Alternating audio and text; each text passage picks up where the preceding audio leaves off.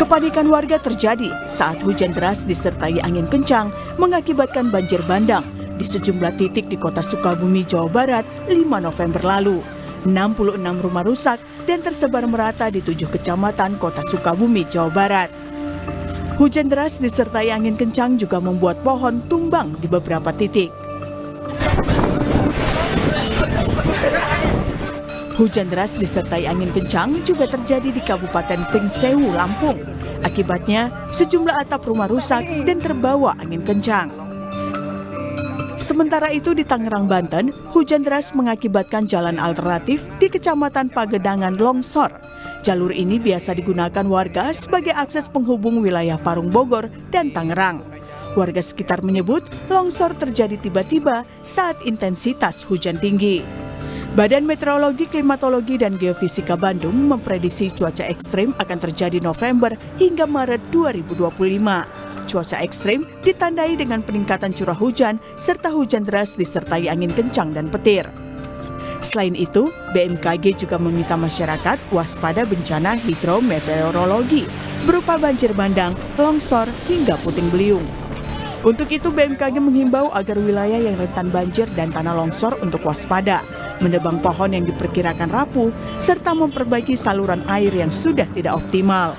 Bulan November prediksi peningkatan curah hujan dan dalam periode rentang periode musim hujan di Oktober hingga dengan kurang lebih bulan Maret nanti, Maret-April ini yang paling banyak dominan puncaknya dari bulan November. Dan mengantisipasi dengan perubahan cuaca seperti ini dengan adanya potensi peningkatan curah hujan pada bulan November yang biasa umum terjadi bencana hidrometeorologi pada saat musim hujan, yaitu adalah banjir bandang, ataupun tanah longsor, ataupun hal lain seperti potensi hujan yang terjadi bisa disertai kilat atau petir dan angin kencang. Lalu apa saja yang harus diantisipasi dalam menghadapi cuaca ekstrim dan bencana hidrometeorologi? Tim Liputan Kompas TV. Saudara, bencana banjir, hujan deras hingga angin kencang terjadi beberapa waktu terakhir di sejumlah wilayah di Indonesia.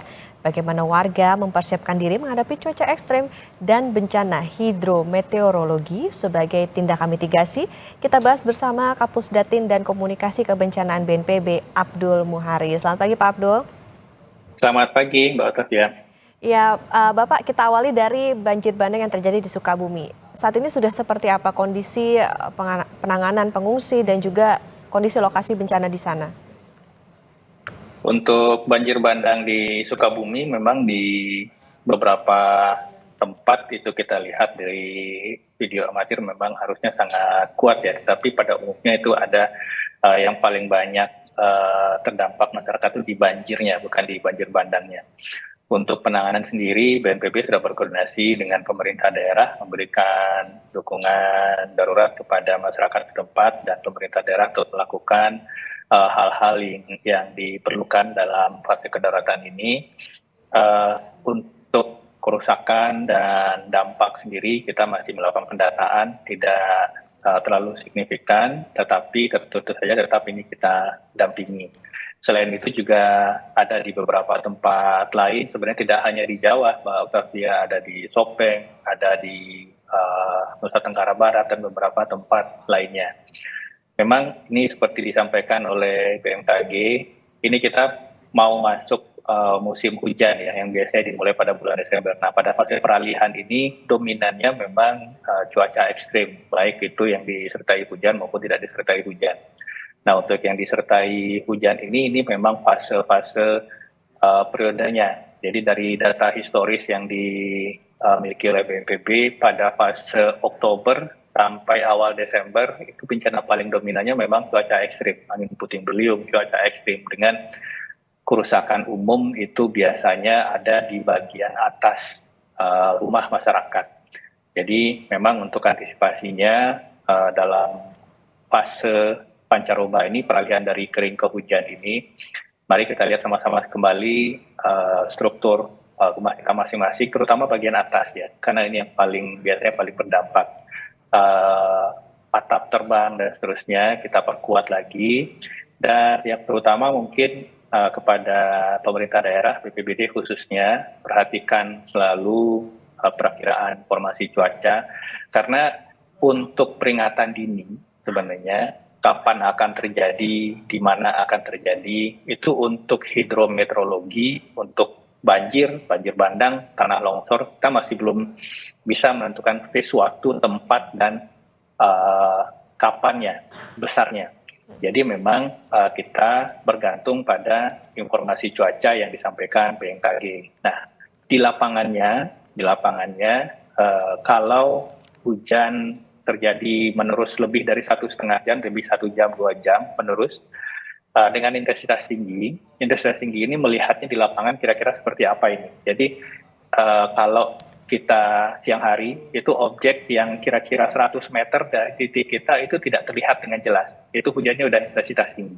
Jadi misalkan seperti kita sering ketika di jalan tol tiba-tiba hujannya sangat deras, jarak pandang kita ke mobil depan itu kurang dari 10 meter, kurang dari 20 meter, itu hujan intensitas tinggi. Nah, pada kondisi-kondisi seperti ini, saudara-saudara kita masyarakat yang ada di kawasan sempadan lereng 100 meter dari lereng tebing yang mungkin tidak ada vegetasi atau 50 meter dari badan sungai kiri kanan, itu sebaiknya evakuasi mandiri dulu sampai nanti muka air di badan sungai itu kembali normal. Jangan sampai begitu hujan reda langsung kembali, karena biasanya ada jeda waktu 1-2 jam untuk debit air yang ada di hulu itu untuk turun ke bawah. Misalnya ada jeda waktu 3-4 jam untuk debit di Katulampa untuk turun sampai ke Kampung Duri misalkan. Meskipun mungkin Kampung Durinya tidak hujan gitu. Jadi hal-hal seperti ini yang perlu kita perhatikan supaya kita lebih awas dalam fase-fase pancaroba ini, Mbak Octavia. Oke, harus ada catatan juga nih bagi masyarakat soal memperhatikan bagaimana kondisi rumahnya supaya juga ada persiapan begitu ya ketika menghadapi cuaca ekstrim ini. Oke, Pak Abdul, BMKG ini kan memperkirakan cuaca ekstrim terjadi sampai Maret 2025. Sejauh ini sudah adakah pemetaannya daerah mana saja yang berpotensi terjadi cuaca ekstrim dan juga bencana hidrometeorologi ini?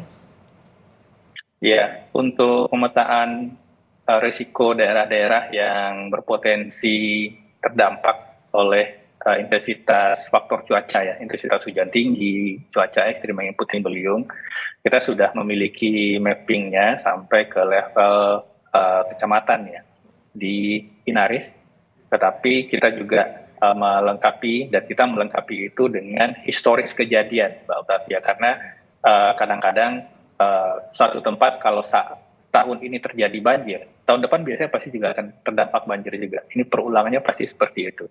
Sehingga dari historis itu kita tahu daerah-daerah mana yang setiap tahun itu berulang pasti dampaknya banjir, atau daerah-daerah yang secara frekuentatif, meskipun lokasinya berbeda-beda, tapi misalkan Kabupaten Bogor, itu daerah yang paling tinggi frekuensi kejadian tanah longsor di Indonesia.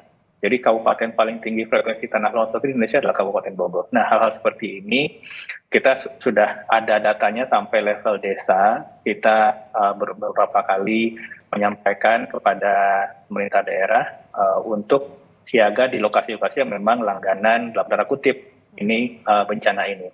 Nah, ada satu hal yang penting, Mbak Octavia, untuk daerah-daerah yang memang setiap tahunnya itu mengalami kejadian bencana hidrometeorologi. Misalkan di Kalimantan itu banjir menerus, kalau musim hujan bisa dengan periode hingga 2-3 minggu genangan. Ini dari sekarang agar menetapkan status siaga darurat. Kenapa penting status siaga darurat? Karena kita tahu biasanya awal musim hujan itu di akhir tahun dan awal tahun. Akhir tahun 2024 hingga awal tahun 2025. Ini biasanya anggaran di daerah belum siap. Anggaran 2024-nya sudah habis, anggaran 2025-nya nanti belum siap pakai. Nah, pada kondisi-kondisi seperti ini hal yang sangat teknis, tetapi akan mengganggu nantinya penanganan darurat. Kalau status siaga darurat ditetapkan oleh pemerintah daerah, maka BNPB, pemerintah melalui BNPB itu bisa mengintervensi, mendukung alat, perangkat, prasarana, sumber daya, dan anggaran. Jadi, kami menghimbau kepada pemerintah daerah, untuk daerah yang memang rawan banjir, setiap tahun terkena banjir dari sekarang, tetapkan status siaga darurat, lakukan apel kesiapsiagaan, cek ketersediaan alat perangkat, perahu karet, pompa, dan seterusnya. Jika kurang, segera meminta dukungan kepada pemerintah pusat melalui BNPB. Harus ada perhatian khusus juga dari pemerintah, terutama di titik-titik yang sering kali atau menjadi langganan terjadinya bencana. Pak Abdul, kita bicara soal likuifaksi di Mamuju Tengah, itu gimana antisipasinya? Ada tanda-tandakah yang perlu diwaspadai warga? Baik, perlu kita koreksi dan kita luruskan bahwa yang terjadi di Mamuju itu bukan likuifaksi. Jadi itu gerakan tanah yang disebabkan oleh faktor ada aliran air di bawah permukaan dan seterusnya. Karena yang kita sebut dengan likuifaksi adalah peristiwa naiknya air bawah permukaan sehingga membuat tanah di atas menjadi lunak karena faktor gempa. Jadi kalau likuifaksi kita bicara gempa, kalau dia tidak ada gempa itu bukan likuifaksi, tetapi gerakan tanah biasa. Kebetulan waktu itu ada di sisi perkebunan yang ada saluran airnya. Nah, kalau tidak ada saluran airnya, gerakan tanah seperti ini sebenarnya sangat sering terjadi di daerah Jawa Barat, di Bandung, Bandung Barat, di Sumedang, dan seterusnya. Jadi itu bukan likuifaksi, itu ada peristiwa gerakan tanah yang memang sepertinya seakan-akan berjalan seperti gempa Palu 2018, tetapi itu bukan likuifaksi, itu faktor karena kegemburan tanah dan faktor ada faktor ketersediaan dan aliran air di bawah permukaan. Ini kami sudah berkoordinasi dengan PVMBG, Pusat Penelitian Vulkanologi dan Mitigasi Bencana Geologi, Badan Geologi Kementerian SDM, untuk melihat secara lebih detail fenomena yang terjadi. Yang pasti saya luruskan itu bukan likuifaksi, tapi tentu saja ini akan menjadi catatan kita untuk melihat potensi-potensi serupa di tempat lain. Oke, masih terjadi, diprediksi masih terjadi cuaca ekstrim ini sampai dengan akhir tahun, bahkan tadi BMKG juga memprediksi akan terjadi sampai di Maret 2025. Tentunya ini menjadi antisipasi tidak hanya bagi masyarakat tapi juga pemerintah daerah soal tadi penerapan status siaga bencana itu tadi, dan juga terutama di daerah-daerah yang menjadi langganan bencana. Terima kasih Kapus Datin dan Komunikasi Kebencanaan BNPB Pak Abdul Muhari sudah bersama di Sapa Indonesia Pagi. Sehat selalu Pak Abdul. Terima kasih Mbak Otavia.